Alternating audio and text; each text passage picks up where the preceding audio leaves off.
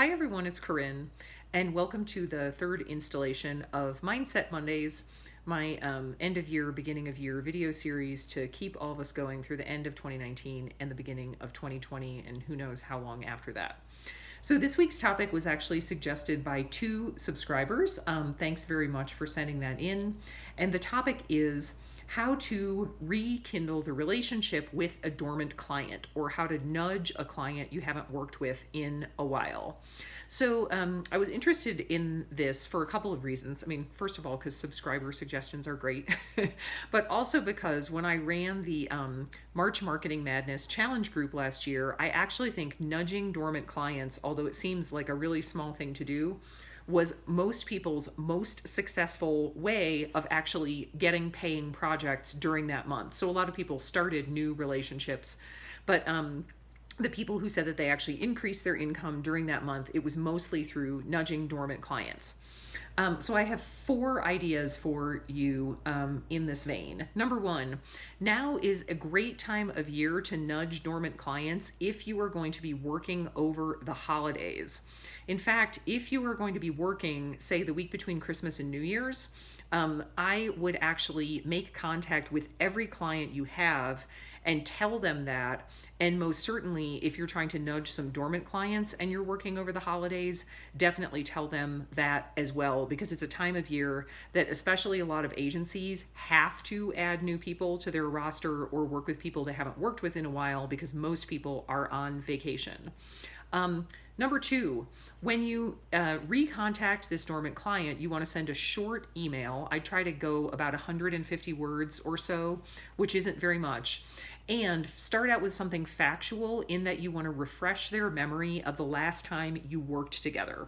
So you could say something like, I was looking through my accounting records for 2019, and I noticed that the last time we worked together was on the English to German patent translation last February. I really enjoyed it. I would love to work with you again, and I'm just wondering what I would need to do to get back on your roster. I'm actually going to come back to that tip at the end. But with a dormant client, the advantage you have is that they already know you. It is way easier than doing the, I'm a French to English translator specializing in international development based in Boulder, Colorado, with someone who they have no idea who you are. So start out by refreshing the client's memory of the last time you worked together.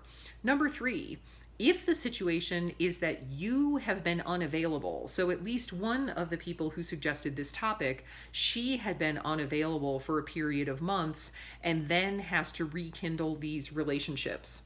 So if you are the one who has been unavailable, give a simple explanation.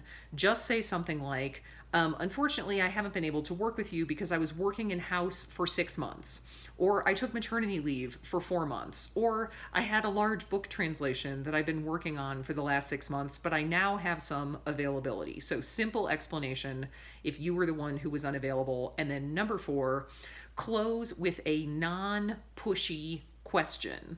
So I would not ask, this sort of depends on your sales personality. I'm pretty non-pushy, which isn't honestly always the greatest way to go about it.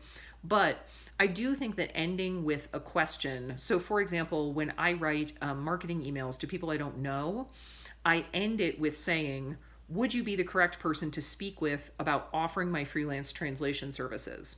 So in this case, my non-pushy question would be, could you let me know what I would need to do to get back on your roster of active translators? So rather than saying, do you think you would have any work for me? Do you have any upcoming projects that I might fit into? You don't know, it's a little touchy. I would say, what do I need to do to get back on your roster of active translators? So 4 things there. Capitalize on the holidays if you're going to be working. Factually refresh the client's memory about the last time you worked together. If you were the one who was unavailable, give a simple explanation of why and let them know you're working again. And number 4, finish with a non-pushy question about how to be reactivated. Okay, that's it. Talk to you next Monday.